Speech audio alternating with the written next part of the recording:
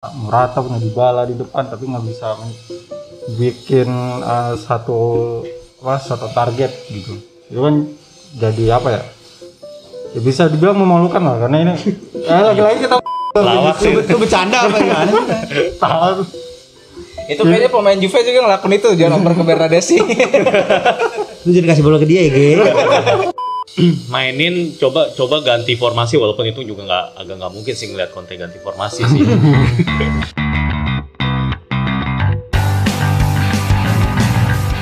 Yo, balik lagi di Espresso, sebuah obrolan sedikit pahit tapi apa? Ada sedikit fruity. Ini Karena kopi belum kan? Kopi banget. Kopi hujan-hujan ya kan? Pas. Sore. Biar ada lo-fi-nya dikit. Indie banget. Ya, kita di video kali ini akan membahas tentang Serie A di Eropa ya. Betul. Di CL dan WL dan Europa League. Di matchday kedua tidak ada tim Serie A yang menang di Champions League. Kusut. Tapi ya kalah cuma satu juga sih. Iya sisanya Sisanya imbang ya. Ya. Saya menghabiskan malam untuk mencari cara menghentikan Lionel Messi, kata seorang pelatih. Ya. Dan ternyata Lionel Messi tidak bisa dihentikan sama sekali. Iya, susah itu. Juventus lawan Barcelona kalah 2-0 nih. Gol pertama Dembele dan gol kedua yaitu Lionel Messi. penalti. Walaupun dari penalti. Dan ini ya sangat disayangkan ya, Alvaro Morata 3 golnya dianulir Hat-trick offside. Iya. dan banyak meme-nya keluar ya kan. Iya. Gimana Alvaro Morata. Tapi yang di luar dari gol offside tadi, 3 gol offside tadi itu tidak ada satupun shot on target guys. Iya. Itu dia yang Masalahnya paling- di situ. Aduh. Ya, hat-trick Hat-trick. offside. Dan itu ya kasihan juga sih Pirlo ya di laga terberatnya ini. Seperti dia mengeluarkan statement sebelumnya kan, akan menghabiskan malam untuk mencoba menahan Lionel Messi. Tapi Lionel Messi tidak tertahan. Alien itu. malah tim yang tertahan. Dan ini ya lagi-lagi percobaan dia untuk menerapkan duet Federico Chiesa dan siapa namanya? Kulusevski untuk menjadi wingback nih melawan tim sekelas Barcelona. Sulit loh. Iya. Jordi Alba ya. Sulit. Alba sama Iya. kanannya sih siapa? Sergio Roberto Sergio Roberto. Oh ya, Sergio Roberto. yang memang the real fullback ya. Ya itu memang udah pengalaman juga di UCL, bahkan jadi hero juga waktu comeback lawan PSG kan. Iya betul. Dan di lini tengahnya juga Juventus gagal membendung mantan pemainnya sendiri. Miralem Pjanic. Miralem Ya. Pjanic Pjanic, ya. dan Frenkie de Jong nih. Tapi yang sangat disayangkan penampilannya Demiral juga lagi kurang bagus lawan Barcelona. Iya. Banyak pelanggaran-pelanggaran Kartu merah akhirnya penting kan. ya. Dan akhirnya kartu merah. Bagaimana pendapat kalian Juventus Barcelona? Mas Wanda? Juventus Barcelona ya udah seperti yang udah diprediksi banyak orang kayaknya ya. Juventus Barcelona yang menang. Karena kalau kita lihat dari Juventusnya sendiri memang lagi oleng lah. Iya. Karena sang superstarnya nggak main. Terus apalagi ya kayak tadi masa klub sebesar Juventus yang punya Morata, punya Dybala di depan tapi nggak bisa bikin satu target gitu. Itu kan jadi apa ya? Ya bisa dibilang memalukan lah karena ini lagi-lagi kita ngomongin Juventus kan klub gede. Iya, untuk standarnya Juve. Ya, standar ya, Juve emang masih- sedikit ini. Kok pada seneng ya gue bilang Nggak bisa tahan. Ya terus. kita sama-sama seneng kok. Ya. Nah ya terus ya, jadi tuh inilah jadi tanda tanya apa sebenarnya yang ada di pikirannya Andrea Pirlo kenapa bisa sampai begitu. Dan kalau nggak salah kemarin dia pakai 4-4-2 apa berapa ya? Iya. Si Pirlo 4-4-2 ya? Sebenarnya sih ya dia 4-4-2 bener. Iya pakai 4-4-2 itu kan ya lagi-lagi Pirlo ini Percobaan. entah dia coba-coba atau memang nggak pede dengan skuad yang dia punya sekarang sampai setiap pertandingan selalu ganti formasi. Pertandingan selalu ganti formasi ya hasilnya ya begini jadi nggak konsisten kemarin di Serie A imbang mulu sekarang di Champions kalah gitu kan. Nah itu kalau gue lihat dari Juve-nya sih begitu ya. Mungkin kalau dari Barcelona ya salah satu faktor utamanya ya kayak ya Pjanic lah. Nggak mungkin yang lain lah. Ada Messi oke lah. Tapi kan Pjanic ini ya semua orang tahu dia mantannya Juventus, dan di pertandingan-pertandingan sebelumnya Pjanic juga lebih sering jadi pemain pengganti gitu. Jadi lebih sering jadi pemain pengganti daripada jadi starter. Nah, ini kan jadi apa ya? Si Ronald Koeman ini tahu gitu. Pjanic punya kedekatan sama pemain, tahulah karakter para pemain Juventus kayak gimana, dan dia mengandalkan Pjanic sejak babak pertama diduetkan sama Frenkie de Jong, dan hasilnya ya udah terbukti kan di awal-awal pertandingan langsung cetak gol lewat Ousmane Dembele. Iya. Iya. Tadi Pirlo bilang apa? Semalaman untuk menghentikan Lionel Messi. Enggak mau quotes itu. Enggak ya. Memang semua pelatih mungkin ya juga udah pada tahu kalau menghentikan Lionel Messi itu hampir mustahil gitu ya. Jadi memang paling benar kan adalah jangan main marking dia, ya stop supply bola ke dia, karena tanpa bolanya Messi juga tidak sebagus pada saat dia megang bola. Jadi filosofi yang benar untuk dalam tanda kutip mematikan Messi itu filosofinya Mourinho sebenarnya waktu di Madrid. Menutup ruangnya gitu loh. Jadi kalau misalnya terfokus untuk mengcover Lionel Messi, yang ada malah diacak-acak sebenarnya. Ya akhirnya terbukti lah di kandang kalah 0-2 sesuai juga yang udah gue prediksi nih, Barca bakalan menang.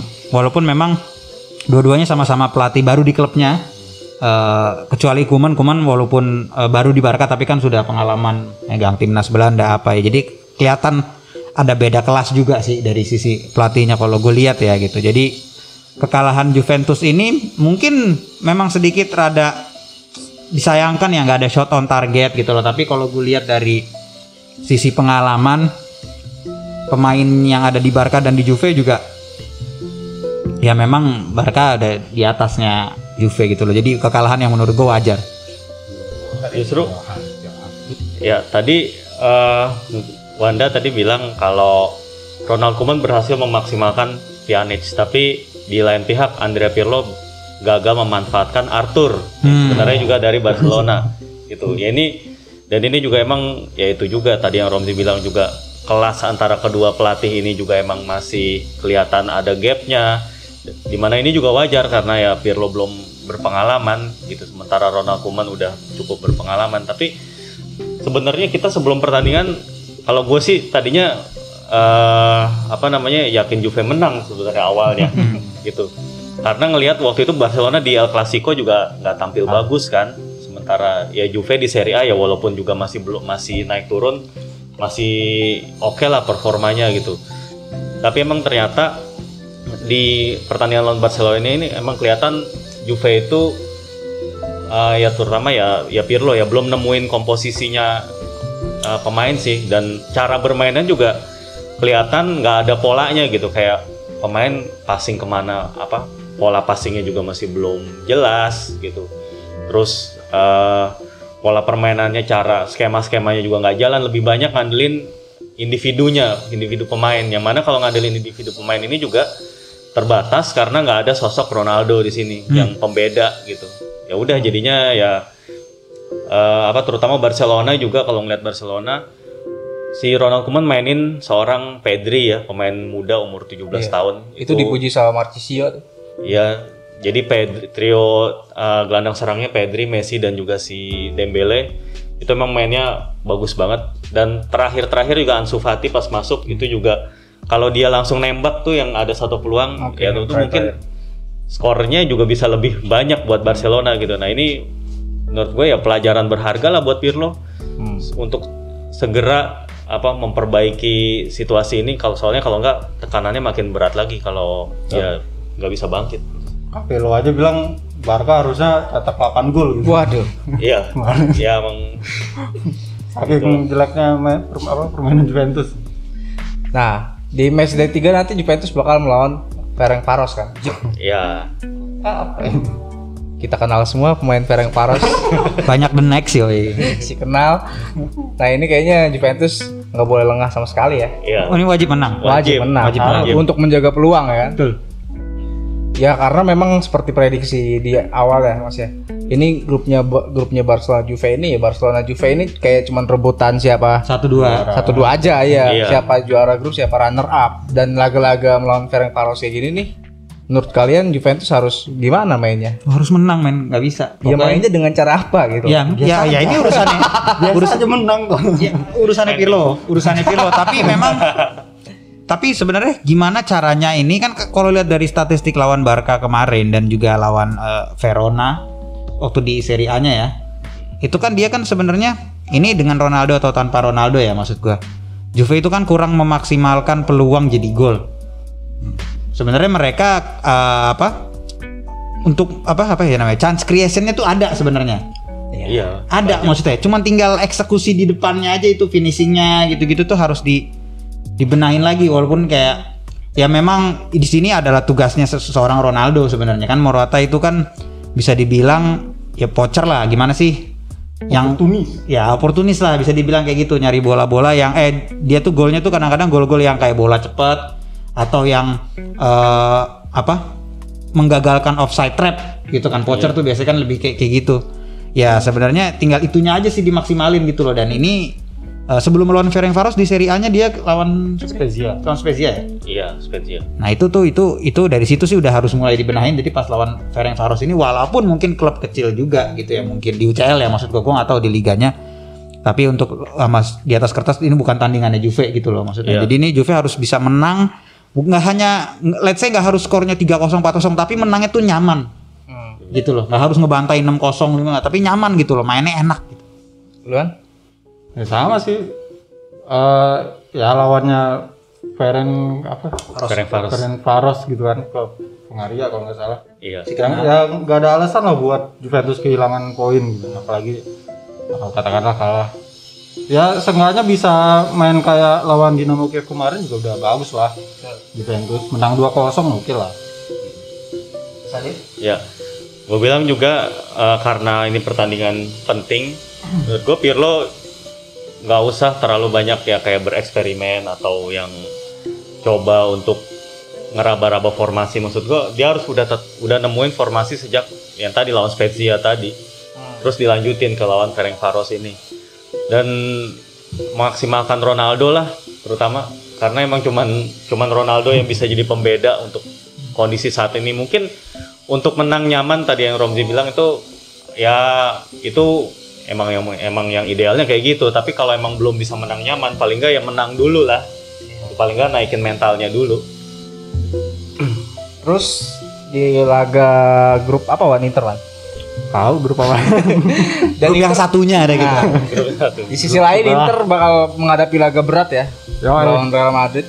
Sekalipun Madrid bisa dikatakan di Champions League musim ini lagi drop ya, dan baru mendapat 1 poin ya seri kemarin lawan Gladbach. Dan ini kayaknya lawan Madrid Inter bakal habis-habisan untuk menjaga peluang. Di sisi lain Inter pun seperti itu Wan. Gimana Wan?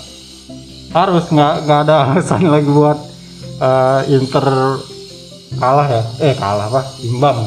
Jadi, apa? Iya, berarti jadi bukan kalah ya. Jadi, walaupun lawannya Madrid, kita tahu Madrid inilah salah satu raksasa terbesar Eropa gitu.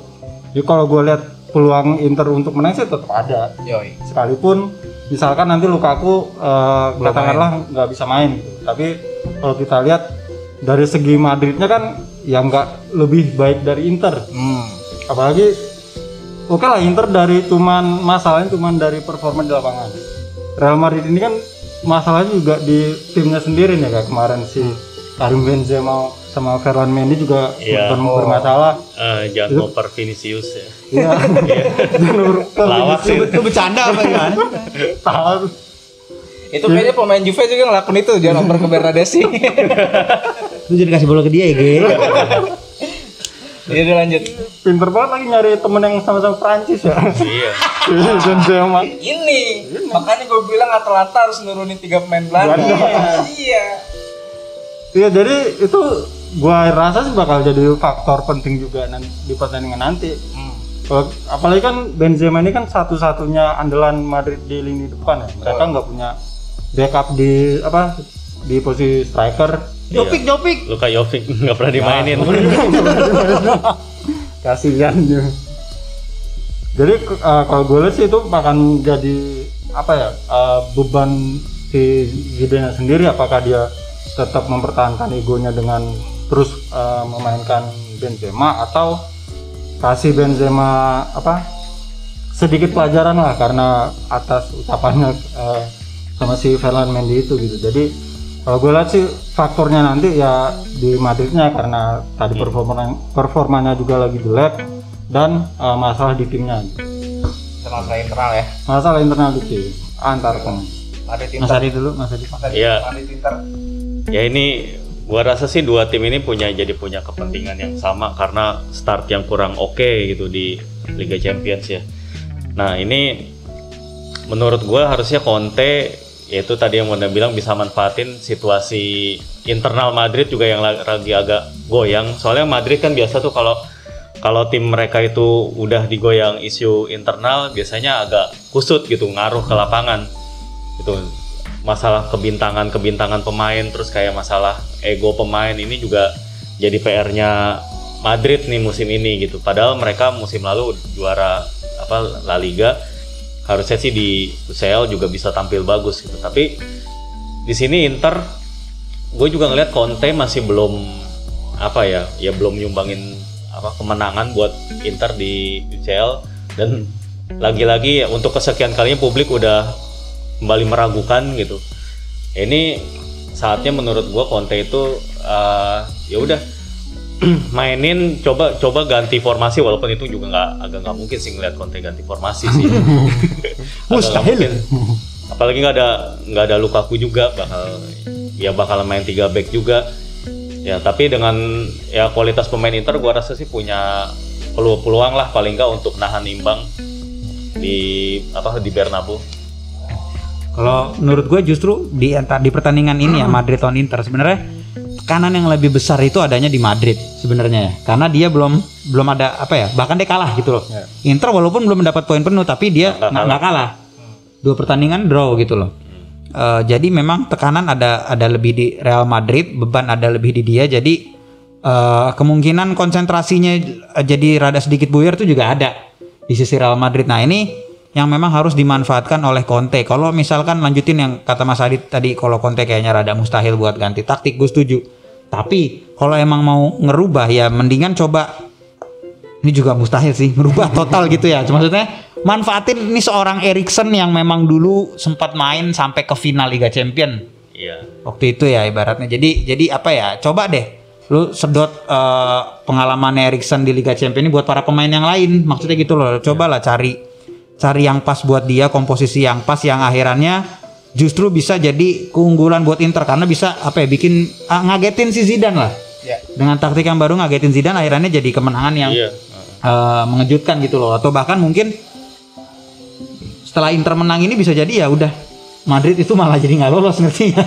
Malah jadi Gladbach sama Inter atau Shakhtar segala macam. Nah itu menurut gue nih ada pokoknya intinya tekanan ada di Real Madrid. Pokoknya Internya harus bisa manfaatin gimana caranya gitu. Poin penuh harus gitu. Apalagi Eriksen main bagus waktu lawan Shakhtar kemarin kan sebenarnya. Mental kalau udah pernah main di Eropa sampai final tuh ya pasti ada bedanya lah sama yang lain gitu loh. Even di sini ada Lukaku juga.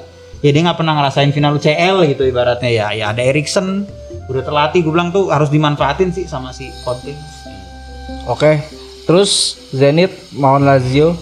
Ini Lazio juga kayaknya untuk membuat nyaman di grupnya ya. Iya. Wajib menang juga kayaknya. Betul.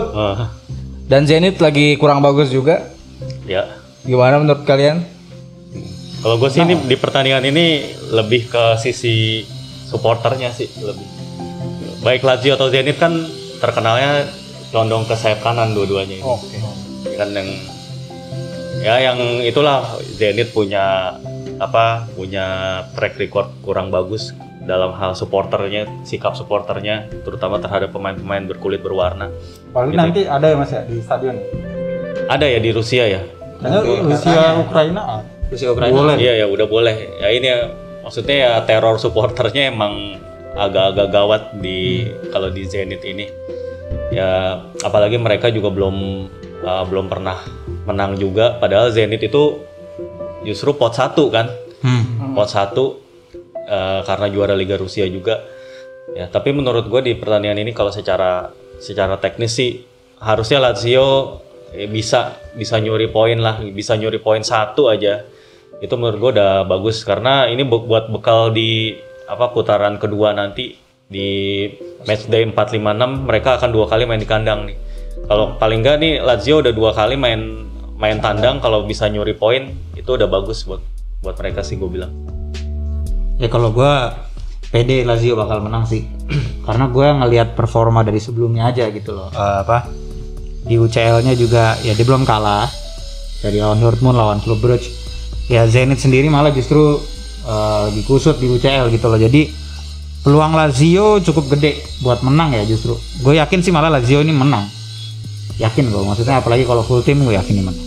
Anda yakin juga? Yakin lah menang lah. Lawan Zenit kemarin kalah juga kan. Ada pemain yang dikenal di Zenit? Ada. Nah itu yang nggak boleh dilupain sama Lazio. Di Zenit ada back terbaik dunia, Dejan Lovren. Oh iya, Lovren Itu nggak boleh dilupain sama nanti Immobile ketemu ya kan. Iya.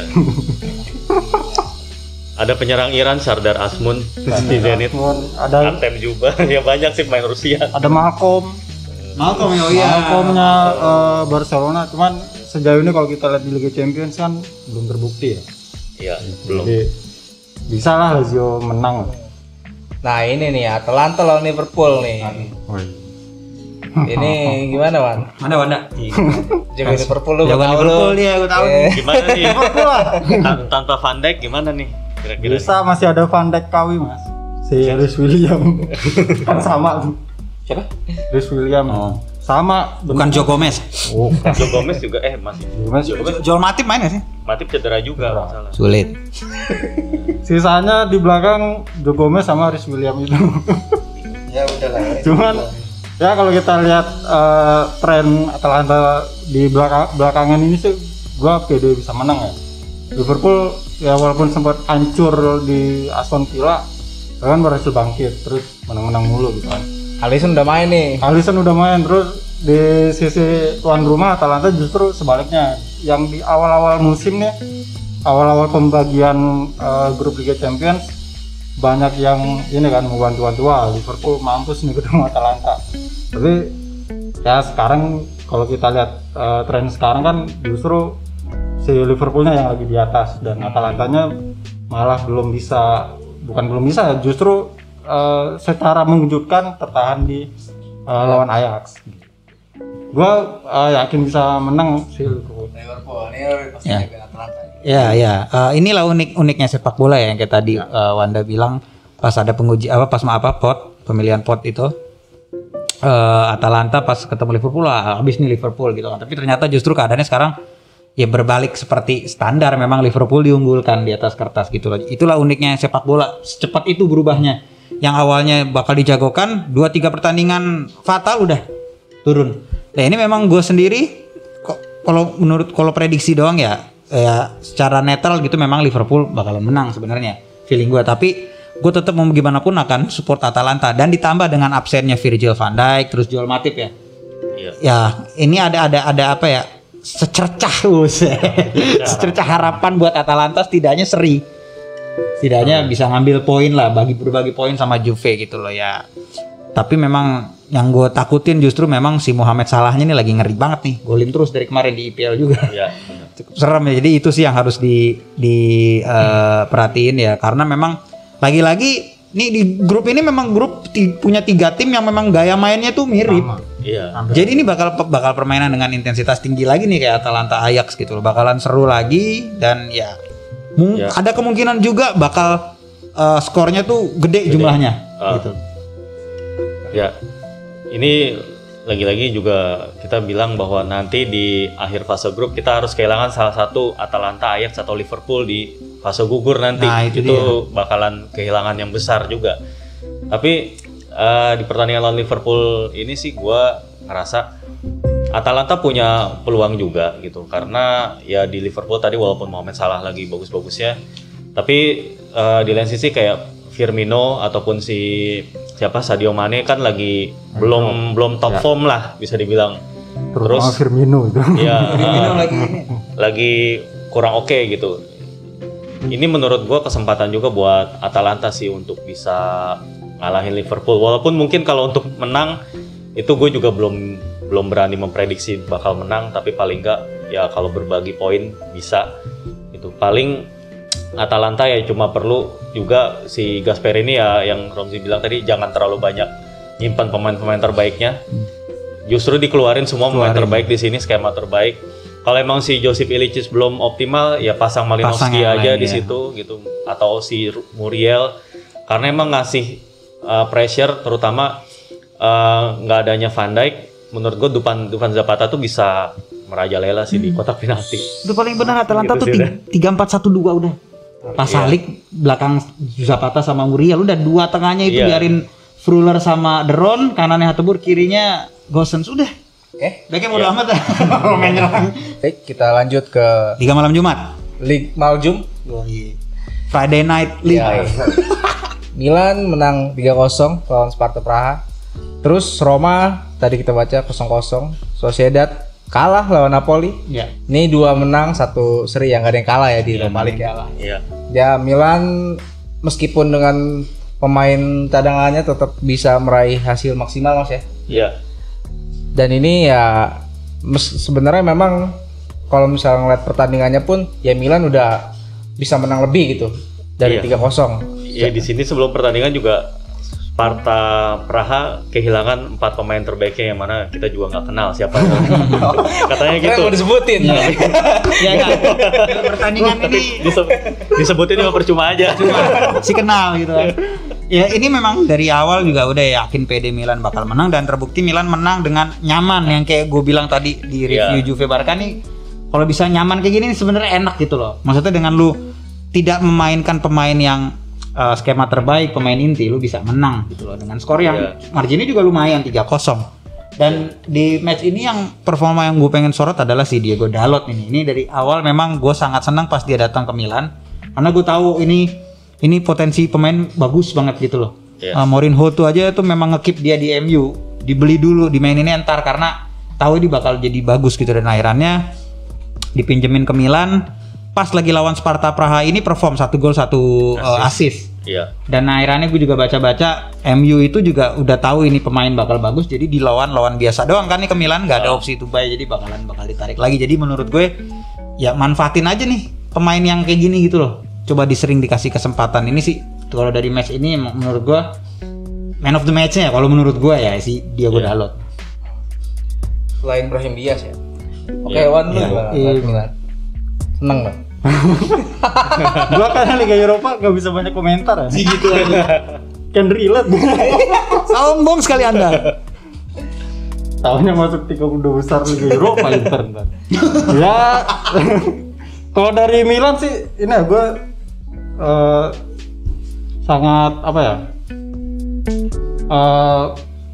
Terkesima lah sama si Pioli karena dia berani nurunin mayoritas pemain inti gitu. Karena kalau gue masih ingat dulu Mas Adit bilang kalau tim-tim Italia ini kalau main di Liga Eropa biasanya bikin lakukan rotasi gede gitu kan. Iya. Karena menganggap remeh dan sebagainya. Nah, semalam kemarin itu lawan Sparta Praha Milan menurunkan mayoritas pemain terbaiknya, bahkan Ibrahimovic juga dimainin gitu. Iya. Ibrahimovic dimainin dan di pertandingan sebelumnya lawan Celtic juga sama gitu kan. Pemain-pemain inti tetap dimainin, cuman ada ya 1-2 pemain inti lah yang dicadangin gitu. Itu jadi bukti bahwa Milan Pioli musim ini memang serius di semua kompetisi sih kan. Dan ini mungkin salah satu jalan Pioli untuk membawa Milan juara di sini di Liga Eropa. Sadis. Bisa lah juara Liga Eropa. Ya, kita lanjut Roma melawan Sofia Lachuba. CSKA Sofia. Ini Roma banyak shotnya sebenarnya. Dan man of the match kayaknya kiper ini nih. CSKA Sofia. namanya juga sih kenal ya kan gue. Gustavo Busato. Iya dialah. Yes. Gue sih kalau match ini gue nggak komentar banyak karena lawannya gue nggak tahu sama sekali pemainnya gitu ya. Jadi ya menurut gue tetap gue rada kesel gitu Roma nggak menang gitu loh. Iya. Kenapa sih gitu loh, maksudnya lu lawan tim yang dalam tanda kutip juga ya tim mana sih ini gitu loh. Tim di apa UEL juga nggak yang langganan, nggak yang serem-serem kayak Sevilla. Bukan yang kayak gitu loh, yang langganan semifinalis bisa seri gitu loh. Dan di kandang. Itu yang gue kesel sih. Iya. Di kandang mainnya. Ini apa kesempatan buah Ramayora sebenarnya di pertandingan ini buat nunjukin, tapi sayangnya tidak memanfaatkan kesempatan itu gitu. Bermain tidak efektif lah Roma. Sulit. Ada pendapat yang lain bagaimana? Enggak lah. Iya. Tahu udah 0-0 lawannya juga. Iya. Kenal. Iya. Gua kalau CSKA Moskow masih kenal, tapi masih kalau oke CSKA kan. Sofia Sulit. Langsung aja masuk sana. Langsung aja lah Sociedad Napoli ini seru nih. Ya ini gua Ya meskipun awal-awalnya Gattuso tidak menurunkan pemain-pemain terbaiknya ya. Maksudnya dia menyimpan si Fabian Ruiz. Terus dia di tengah dia mainin Deme sama Lobotka gitu. Dan di depan dia mainin Andre Petagna. Bukan Victor Osimhen gitu kan.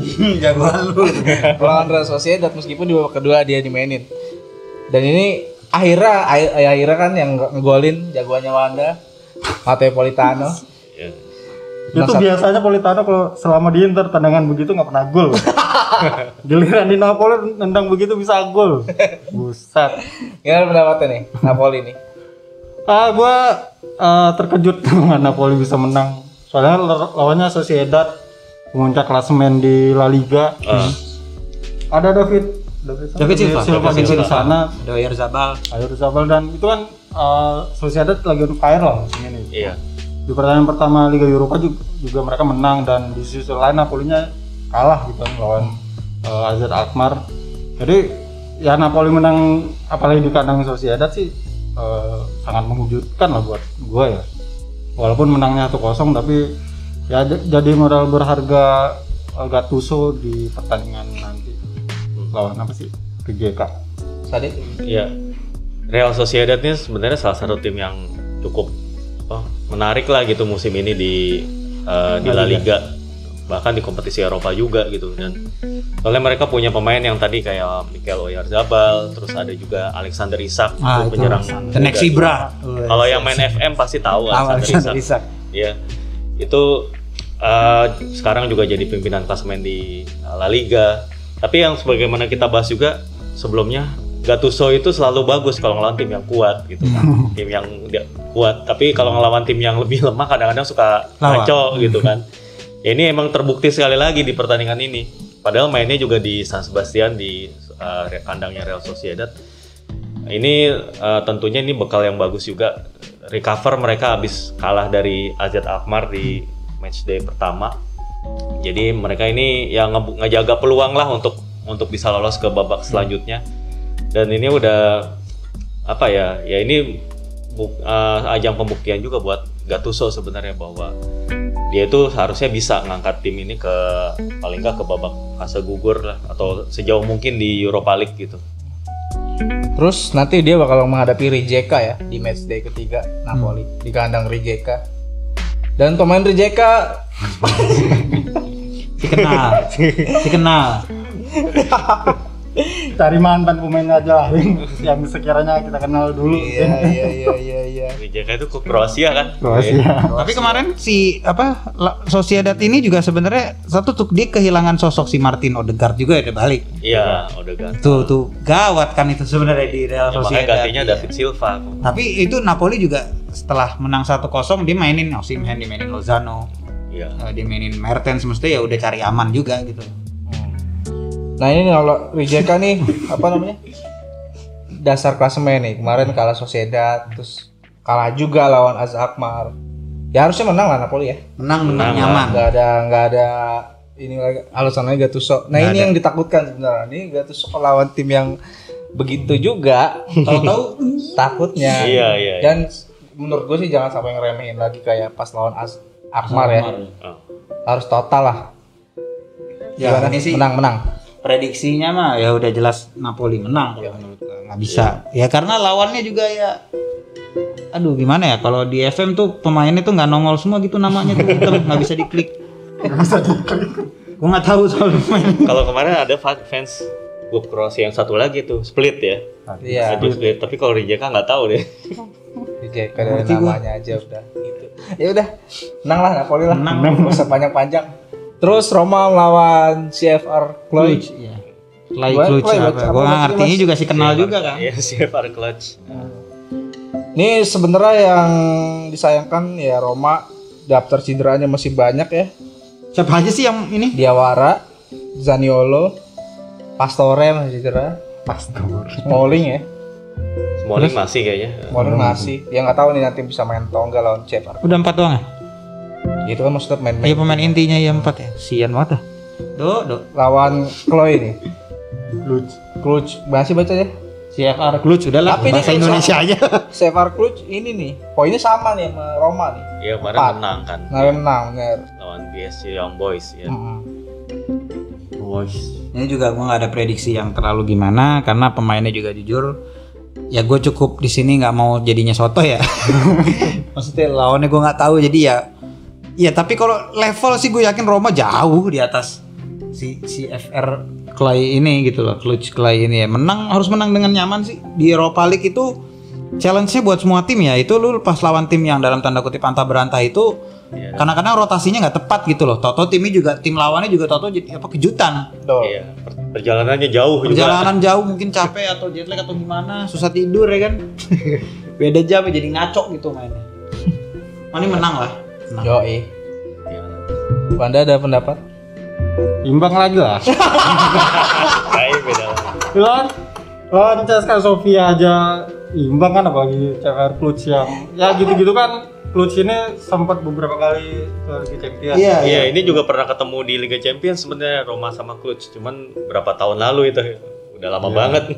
Sekarang ketemunya di UEL.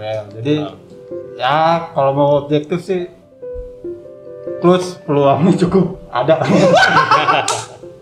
buat imbang ya, bukan buat kalah ya. Oke. Bukan kalah ya. Oke.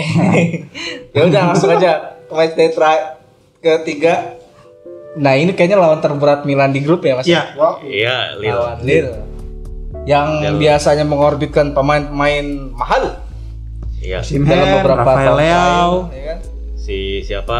Pepe. Pepe. Gabriel Magalhaes itu ya. Siapa sih? Iya. Ah, gimana Mas Adi? Milan. Ya, ini harus ngegas terus lah menurut gue Milan karena main Gaspol. di kandang kan.